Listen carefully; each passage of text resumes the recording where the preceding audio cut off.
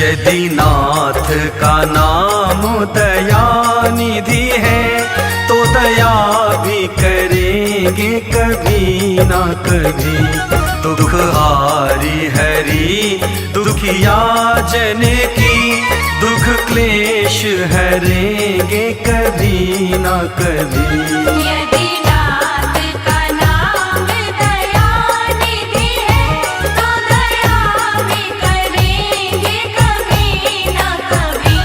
दुख हारी हरि दुखिया जन की, दुख क्लेश हरेंगे कभी ना कभी। यदि नाथ का नाम